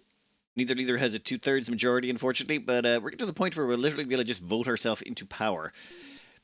Kind of ridiculous, but we could have really done it a lot earlier, but I'm kind of holding out just a little bit longer to see if we can nab a couple of extra things. There's some fun extra stuff you can do in this I'd like to demonstrate. We finally get to see what a veteran crew does. Not a lot. 15% increase in beam accuracy and beam defense over the basic variants. That's it. for veteran crews. Now, they can still get more experience, and I think they can become elites. And that'll probably give them another 15 percentage points. But that does mean your ships get better with time at avoiding fire and, well, it doesn't help them dodge missiles. There's technologies for that you can build into your ships. But beam-wise, having elite units can be very helpful early on. But hopefully it'll work out for us later on as well. But let's see what the future holds. Yep, more stuff is getting completed everywhere. This is a heavy gravity ultra... Oh, I think this is actually... I think that just made an artificial planet. Good job. It's supposed to give you a notification, but for artificial planets, it seems to have a problem. Never mind, we'll chuck down a colony base and fill in the last of this stuff here. I think this turn will finally give us deep core mining, which will make our production just that little bit more ridiculous. Generates 15 production all on its own, and plus 3 production for each worker on the planet. That's kind of insane. I think we'll just grab advanced city planning while we're here. This allows you to cram 5 more colonists onto every colony, which is also ridiculous. You can also upgrade your star bases to star fortresses, which means they can scan for ships further away and things, but honestly, it's not worth it. Actually, wait, no. I want to get a warp interdictor first. Warp interdictor slows down any ships attacking you, so it'll take them at least 2 turns to get to your colony. Usually 3. Actually, no, it's 3. Yeah, at least 3 turns to get to your colony. That means you can get your ships there to defend no matter where they attack, assuming you can see them coming and they're not cloaked, which has happened in the past. And all you're sacrificing is a lightning field, which is actually pretty trash, and pulsar. Yeah, I'm sure there's a use for this, it's just I've never found it. Anyway, warp interdictor, we'll grab that, we'll put that on a few colonies. That way when we're doing our next attack wave, we'll be much better defended and we won't have to work, we'll be able to take more ships with us, because we'll be able to cover more ground knowing that we can see the enemy coming from miles away. Now I have to go through every single planet from top to bottom and put in deep core mine. There needs to be like a button that just goes, just put this in for... Yeah, I'll be back in a few minutes. Do you like deep core mines? Because that is how you end up with an awful lot of deep core mines. In fact, even the ones that don't have deep core mine at the top, if you burrow into them, you'll find a deep core mine in there somewhere. Pretty much everything's got a deep core mine going on. Nope, we're not going to buy that just yet. Except for housing. I'm going to get the housing built up to about 3 colonists, and then once they're at 3 of them, then they can build a deep core mine. And we might even buy some of them off. We should have enough money coming in at that point. Actually, what are we researching again? Warp interdictor. Might take Galactic Currency Exchange. That'll make buying the deep core mines a little bit easier for the housing colonies. Then the housing is going to get a little bit mental. Anyway, let's keep going and see what else we have in store for us. Time for some rapid fire development.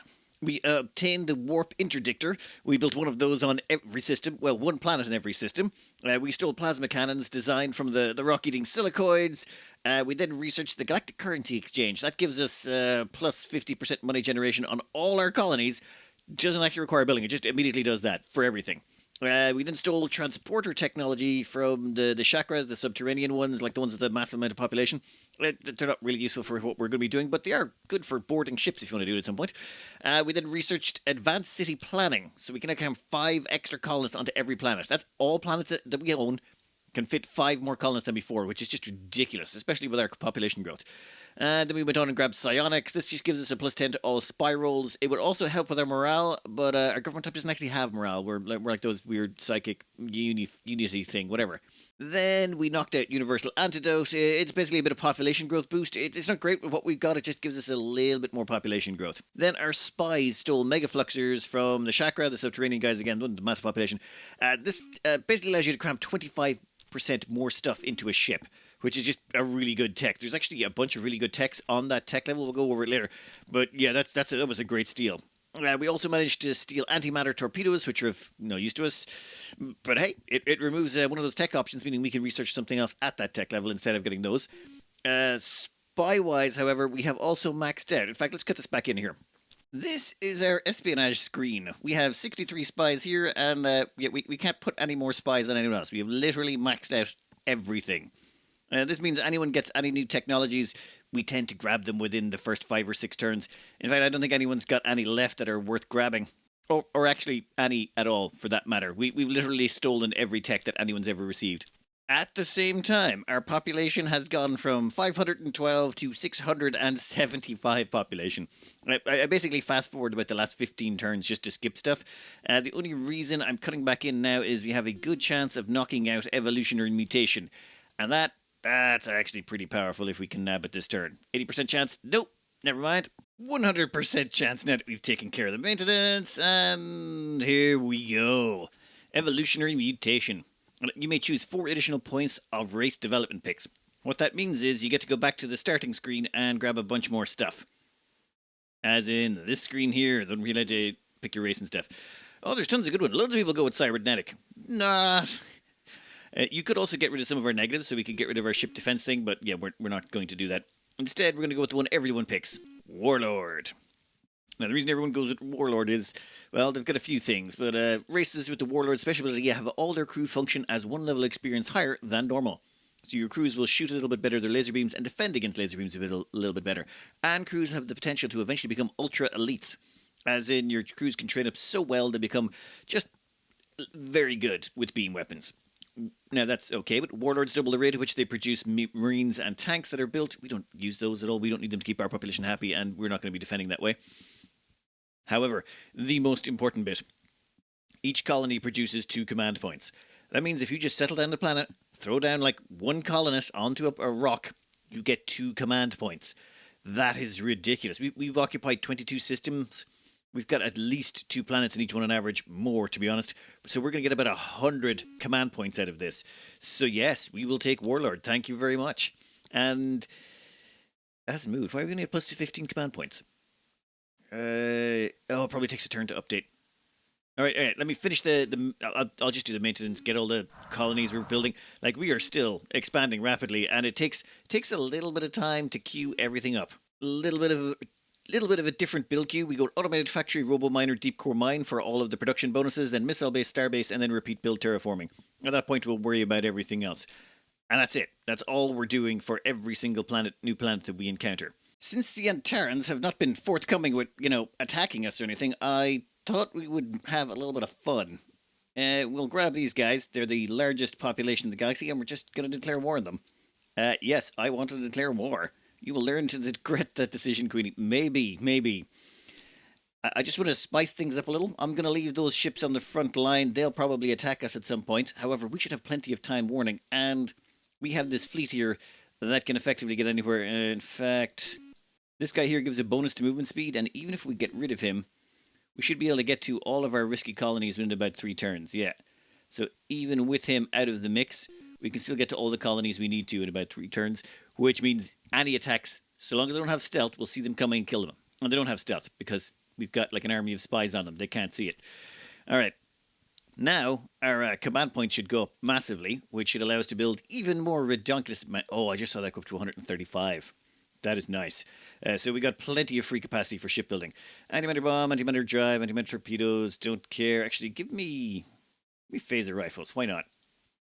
We'll start working on our infantry killing even more, and a little bit of maintenance. Despite declaring war, the Shakra just seem very wholly unconcerned. So I'm going to start churning out some colony ships, sending them to Sarnath, where our fleet is.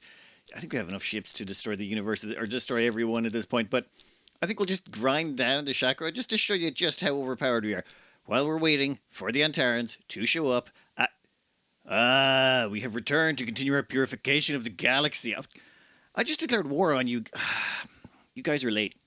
I mean, you're supposed to be here ages ago, you absolute wallies. Fine. Phasers. That's great. Phaser rifles. Excellent. That means our people are going to be even better at close combat, which is going to be very necessary. Now, where are they? I'm not... Oh, wait. Here they are. How are you getting to Draconis that quickly? That should not be possible. Okay, this could be tricky. Let me think about something here for a minute, because we can't get there. It takes us 3 turns to get there. All right, I've done a little bit of maintenance on the side, but here's the problem. We need to get a capture titan over here immediately, and we can't. So we're going to queue one up to build, and then we're just going to buy it. We're going to spend 2,565 BC or whatever to buy this immediately, which means next turn it will be there. Can we get a second one up and running by any chance? Oh wow, you're doing trade goods. That's depressing. Not that it'll make much of a difference. How much would it cost to build one here? And can we afford it? Yes, we can. Okay, so 2 capture titans. No, we can't afford a third one. We're almost broke. Okay, fine. We're gonna have 2 capture titans at Draconis facing off against this guy, and hopefully we've got enough capture stuff. We should have enough in star bases and things to take him out otherwise. I have been waiting for this Muppet to show up for a long, long time, and still we've only got a 50-50 chance that this will go well. That's assuming we brought in enough people. Okay, first of all, this is the missile base on the planet. No shooting. Stop it. Starbase. No shooting. Just nothing at all. Thank you. So you can do that. Assault shuttle guy. Now, these guys are carrying 31 assault shuttles. They have augmented engines, so they can move faster, and the battle pods just allow them to carry more assault shuttles. These are slightly upgraded to the original versions because we got mega fluxers. So let's see if we can get this guy in nice and close. Now, these things here have... First off, they have 5 Marines on board. They have a dampener field. I wish I could see more about it, but basically it means about 3 out of every 4 Marines that board just straight up die. That's a problem, but it's fine, probably. We're going to launch 31 assault shuttles. I think each one carries 4 Marines. So this is a lot. We're firing a lot of Marines at this guy. We attacked. We have an attacker bonus of 65. They have a defender bonus of 100. We sent in 124 Marines. 43 were killed. We killed 5 of theirs, and we captured the ship, which is actually really lucky. 50-50 lucky. Let me see. Dampener field. Surrounds a ship with an energy dampening field. It reduces the damage a ship takes by 3/4. Has a 50% chance of distorting a transporter beam attempting to move troops onto the equipped ship, killing the troops instantly. Oh, so it only kills transporters. Never mind. Quantum detonator. Creates an interphased reaction when the ship is destroyed or self-destructs, tripling the destructive power of the ship's explosions. Ships equipped with a quantum detonator have a 50% chance to self-destruct when captured. It's also a problem. ECM jammer, yet no one cares. But, welcome to the team, buddy. One of us, one of us, one of us, one of us. I really thought we were going to need more Marines. They used to have better tech than I thought. Now, this is where I get to demonstrate one of the things that I didn't figure out until miles into this game. You see, if you have captured a ship and you scrap it and you don't have some of the technology that is in this ship, you gain access to it. So if we scrap this ship and it's around a starbase, there is a starbase on this planet. After scrapping the raider, you have mastered the following technologies: Zentronium armor and Molotronic computer. Oh, molecular. Okay, so we got a really good computer and we got Zentronium armor out of it. I mean, personally, I would prefer the dampener field, but yeah, better armor and an actual beam computer. That will do. Thank you kindly. Now let's go smash Orion. Oh yeah, and I still gotta kill a chakra, don't I? I started a war with them, didn't I? Whatever, we'll do that in a minute. For now, you two guys can, you can hang out at Zib for a couple of turns. The Antarans should not have been able to get that close to our place. Sometimes they spawn like 1 parsec away, but they really should have spawned a few out, so we should have had time to get there. That's why we kept everything centralized over here, and we had that captain and everything that it was supposed to be possible. Currently, these guys are getting refitted, though. I think it's time we started building beam ships. Might want to cram out maybe 1 or 2 more of these, yeah, and then we can go absolutely nuts on the beams. We will need a little bit more tech before we can build the beam ships I'd like, but honestly, it'll take a few turns with the amount of power, or amount of research we've got behind us. Yeah, we'll grab disruptor cannons, then we'll probably... Oh, do we even need hyperspace communications? You know what, we're just going to go the whole way down to the end of this. I should grab the Achilles targeting unit. I should also grab high energy focus. That would also help. Yeah, Achilles targeting unit and high energy focus will also be 2 things we get before we start producing the beam ships, just because we can. We're gonna move a few ships around to get ready for combat. We're gonna try taking out Orion, and we're gonna launch a single Titan at the chakra and see what it does to them. The subterranean guys who are being, not dead yet. Right now we have a massive refit going on at Sarnath. We're turning all our old Missile 2s into Missile 3s. We're about to crank up a whole bunch of tech here just to get our beams... Oh, High Council, yeah. 7 votes, 4 votes, 4 votes. What's the chakra going to have? 24 votes for that guy. Who do you vote for? I will vote for myself. Yay! We have been voted ruler of the universe. Do you accept the ruling? Nope. Nope, nope. So be it. You defy the ruling of the council. Now you will feel the wrath of the new republic. Emperor Diactus is now High Master. Basically, we got voted king of the universe by voting for ourselves, and then we told them we don't want it, and we're going to kill you all. Well, we didn't tell them we're going to kill them all, but it's kind of implied. I think we're going to send this Missile Titan Mark III and a colony ship to the home planet of the Shaker. Let's see if we can't mess them up. And over here, I've sent over 6 Missile Titans Mark IIIs and a colony ship. Let's send them over to Orion and have a word with the Guardian, just to see how he's doing. You know, he's probably been lonely. He's been there for a few thousand years and no one's been annoying him. Yeah, Guardian attacks us. We're probably going to lose a ship instantly. What was that? Oh, yeah, he launches that torpedo thingy. Tell you what, why don't you eat a whole bunch of pulsar missiles? Why don't you eat another whole bunch of pulsar missiles? You are going to die probably, so we're just going to send you forward to die. Oh, no, you survived. Okay, well, we'll just have everyone else fire their missiles from their location. And they should do more than sufficient damage to turn them into a fine type of mist. I wouldn't go forward anymore, buddy. You did. I probably wouldn't have done that. Yep, you're very dead. Hey, I gotta turn on the music again. Well, anyway, after destroying this and going around this place, we found a death ray, a quantum detonator, a spatial compressor, and a black hole generator. These are all trash. Well, the death ray can be useful. Quantum detonator, not so much. Spatial compressor, black hole generator. Some people seem to love those, but I just find it easier to beam things to death. And we've gained access to Orion, which I believe it has effectively ancient artifacts, so you get a bonus to science here. Yeah, artifact bonus +5. Huh. So it's a good research colony. Also, it's ultra rich, so it's basically good for, well, anything. I'm going to turn on the music a little bit, but it's awfully loud. I'm going to have to do something to edit it, because it's just, yep, a little bit oppressive. Even on the smallest setting. Achilles targeting unit. This will make our beam ships just far more powerful. And I'm thinking, yeah, we'll go down the food replicator route because it's got some high energy focus stuff we can use. We should start getting into fights with the enemy soon. I'm basically just dispatching one Titan to pretty much everywhere. Okay, Bunny's like Comet. 1 Titan, 1 colony ship. They've got a destroyer, 2 battleships, and a bunch of planets. Starbase. Wow, they don't really have a lot. You know what? 28 of 28 population. This is their home world. So they should have their capital on it, which will affect their morale a little bit. Oh, since we're in a nebula, it disables all shielding. Makes no difference to me. So you, why don't you eat 11 pulsar missiles to the face? You can have 11 too. And tell you what, you can have 10. And maybe come forward a little bit. Want to make sure the missiles spread out and don't get bunched up too much. We'll give you another 10 just to be safe, and we'll give you another 10 just to be safe. The rest we'll send towards the starbase when the time comes. And you can maybe start turning around. Done. They hit us for a little scratch of damage. Yeah, this isn't going to go well for these guys. Not even a little bit.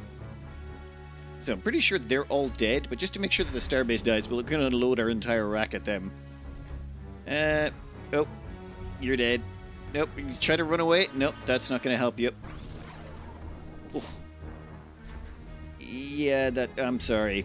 Actually, no, I'm not even a little bit. So, yeah, basically the Titans we have now could completely annihilate anything they have. And there goes their homeworld into glass. Excellent. Oh, you have another place. It's got a destroyer and a star... Oh. Seriously? A destroyer and a starbase is all you have. In that case, charge forward.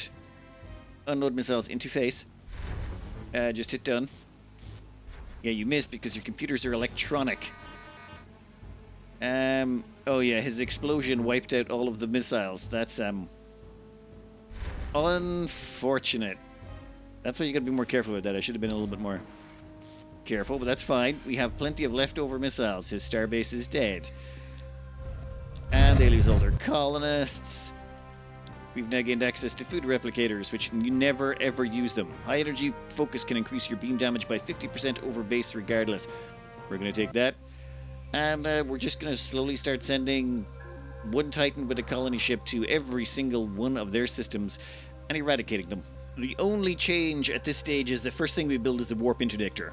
That means if they try and re-attack any planets, it'll take them so long to get there, we should be able to stop them. It's incredibly expensive to flash by them, but I think we can afford it. Yeah, let's take whatever planets they've got. Oh, and we stole the technology from them. Hyperdrive, capable of moving a ship 6 parsecs a turn. All drives are automatically upgraded when this technology is discovered. Why, thank you. That is very nice. Oh, and I totally forgot to bring up the info to show you their fleet. It's definitely increased. Well, that's mostly from all the people they just assimilated. Their tech is still trash, their buildings are still trash, their population is still terrible, and basically they're all dead. So instead, let's go kill the Antarans. I've built myself a gateway. See that little round symbol there? Right over there, that little round symbol. That's an Antaran gateway. So we can send a fleet to go attack the Antaran's dimension, which... yeah, sounds like a plan. We'll take some of our beam ships, we'll take some of our missile ships, and we'll just go make a big mess. Though, I do want to kill a few more of this chakra first. It's just for funsies. Right now, I'm using a little bit of micromanagement to move as many colonists as possible to Orion. We want to build this place up quick. It's basically super productive. This is all pointless, though. The game's long going to be over before we get there. You know what? I should stop doing this. I just can't help it. It's just too much micromanagement. Also, we have 900 population. In fact, we've probably got about 920, but a whole bunch are in transport. You know what? Let's just attack Antares now. We have more than enough random junk ships to just do this. So, let's attack. Send these 16 ships. Hell yeah. Let's go. A bunch of them are colony ships, actually, so they're probably not going to be great, but... seriously? I forgot we actually had to deal with the chakra as well. Oh, yeah, fine. We will take out your starbase. Goodbye, starbase. Yeah, you scratched the paintwork. Good for you. Now we're going to annihilate your entire species. Bye-bye. That's not going to help their population growth in any way, shape, or form. Here we go.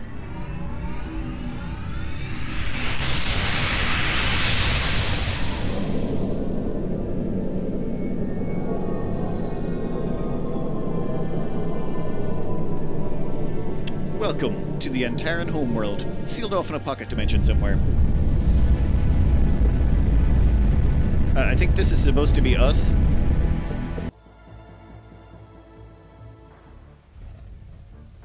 Ow. Ow. Yeah, I think one of our guys just got hit by a black hole generator. What are you? You are the Harbinger. Yeah, elite crew. You got 30 elite crew. Do we have any more of those capture ships lying around the place? I'm pretty sure I bought a bunch of them at some point. Alright, so they destroyed all the capture ships immediately, probably because they feared them. So you launch all of those. In 2 turns you're going to be dead from a black hole, but I don't think you're going to live that long. So you're done. Phase Titan. You know what?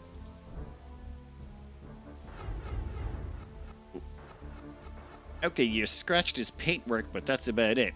Also, his return fire because of the equipment. He's got a reflection field, which bounces back a quarter of the damage. It did so much damage back, it almost killed our ship, which is slightly impressive. And let's get a bit closer and blast this guy into bejesus as well. Yeah, we did damage to him, but at the same time, we basically stripped all the armor from our ship. It's sort of the downsides of fighting these guys. We might not have actually brought enough to kill these. Yeah, give me some more heavy phasers here. Hey, we're through a bunch of his equipment. That's great. Next. Also, the starbase that we're going to face off against also has this, which is going to be a problem because the starbase is incredibly tough. Basically, our ships will end up vaporizing themselves by shooting at it. Should have brought more missile ships, shouldn't I? You have 10 pulse-on missiles. You know what? Unleash. Yeah, you can also fire your pulse-on missiles. Yeah, let me know energy bounce back from that. More phasers. Okay. Now this guy's should pop after this or be so close. Nice. And that gets rid of the black hole generator that was around our capture titan. Cool. And this guy can fire over here. And then the bounce back damage will severely damage. Oh my god, we barely scratched it. Been a while. We knocked about 100 points off its armor. It's got reinforced hull, heavy armor. Oh man. We're gonna beat ourselves to death on this thing. Fine. You Fire some pulse-on missiles there.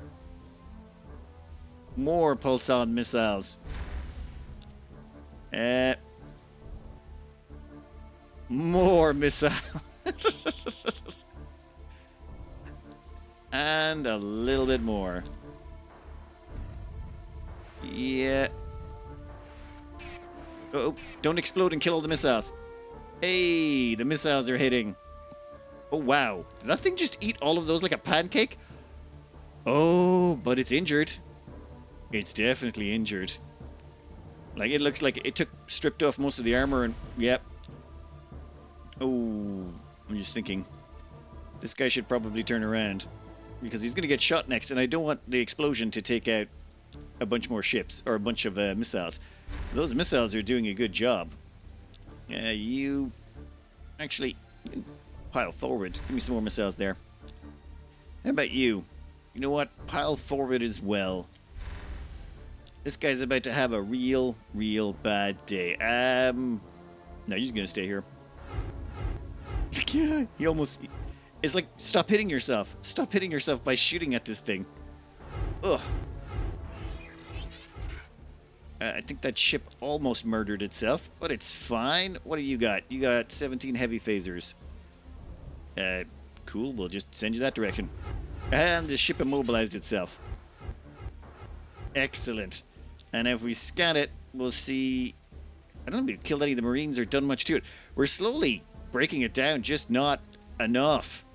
The missiles are the only thing that are keeping us alive. Oh, would you look at that? We got a whole bunch more missiles. Speak of the devil. Give me a bunch more. I'll have a bunch more of you as well. Does this guy have a warp dissipator? I don't believe so. We can retreat if we want. And 19 phasers. You know what? You can shoot from here. You're probably going to immobilize yourself doing it, but you can at least scratch his paintwork a little bit more. Oh, thank God that guy didn't explode. No explosions, and now the missiles should finish it off. Nice.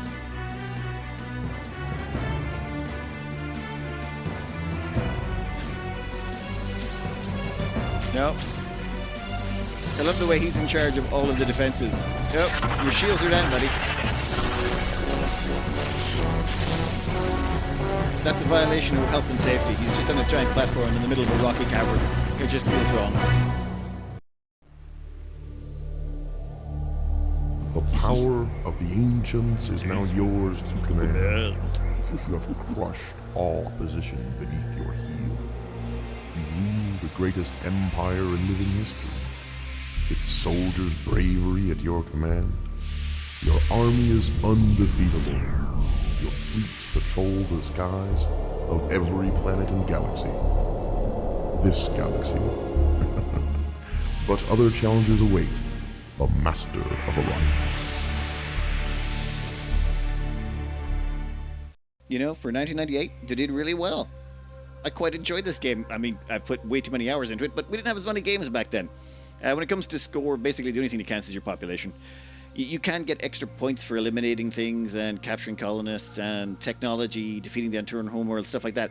But 928 points is basically just all coming from our population. Your best bet if you want to get mass score, basically wipe out the entire universe except for one colony and then colonize everything, terraform it, blast planets, reform them until you have the maximum amount of population possible. Horribly boring way to do things and horrifying. Well done, Queenie. It's truly one of the best I've ever played. She did okay. Right. Yeah, I'm pretty sure I did some testing in the background of these guys when I was trying something. That's why they've taken up so much of the top of the scoreboard. I can't believe Queenie came 5th. I mean, she made a good try. Also, you can go back and reload the game before any of this ever happened. And I'm going to turn off the music. What I found was the music used to drive me crazy after a while. I'd try and do a thing where I'd colonize the entire universe, and just the amount of micromanagement it took, the music would, well, drive you more than a little bit mad by the end of it. Colony-wise, or population-wise, we're up to over 900 population, and we're 256 turns into it. Yeah, your population starts to just multiply rapidly out of control the later it gets in the game. The hard part is having enough, like, being able to transport them everywhere they need to go. It just gets absolutely insane. This game taught me everything I knew about, well, how to use population to overpower everything. You just use your population to build the buildings. That gives you most of the science, or you can just throw more people at the science, and you just throw people at the problem of making more people until you have all of the people. I ran this a little bit later than you would need to. And also, if we didn't have the chakra in this, these guys who had the larger population, we could have just voted ourselves ruler of the universe and quit the game really early on, before even the Antarans showed up. But I wanted to have the Antarans show up, show you that you could capture their ships, and then scrap them for tech. And that technology, like, we didn't roll great on the technology. You can get far better tech out of them. And the reason we didn't take Orion earlier was, well, we wanted to grab the Orion tech first, or the Antaran tech first, because Orion gives you Antaran tech as well, and we might have got, say, other dampener fields or stuff here that we could potentially get at Orion, and it cuts down the loot pool and makes sure that you can get more of the good stuff. Realistically, you want dampener fields, Zentronium armor, and that's pretty much the end of the universe for everyone, because no one can stand against you. When it came to beam weapons, I probably should have had physics more maxed out. I should have had Stargate up and running. Stargate allows you to move instantaneously between your colonies. There's a time warp facilitator that allows you to take 2 turns. But it's combining the time warp facilitator with the phase cloak, which is available down here somewhere. Yeah, the phasing cloak allows you to do really broken stuff. And this is just playing on a colony map where it's a huge galaxy and you're starting like at the lowest tech level. You can have a completely different game. For example, this is where you would want a good race. This, on a small one, combine that with an advanced tech starting. This would mean you'd need to pick a completely different type of race. Also, if you get rid of tactical combat, you can't custom design your own ships. This is probably the biggest jump in difficulty, because if you can't custom design your own ships, you basically have to fight fair, and that's really hard. Those Antaran frigates will just make toast of you. You can also turn off the Antaran attacks, but that could are a free source of tech assuming you've got the tactical combat enabled and you can capture them. And random events can be game breaking. You could end up with one of your early systems getting frozen in an anomaly, and it just cripples you so badly it makes it very difficult. But this start with the Unitol race, the Unification Tolerant race, is basically resilient to just about anything. It's almost impossible to lose once you get a little bit into it, even against races that are designed to kill you. Anyway, this has been a trip down a very old memory lane. I'm going to cut this out here. I should have had this done ages ago, but I just couldn't stop micromanaging all those colonists. Anyway, I hope you enjoyed this holiday break, and good luck.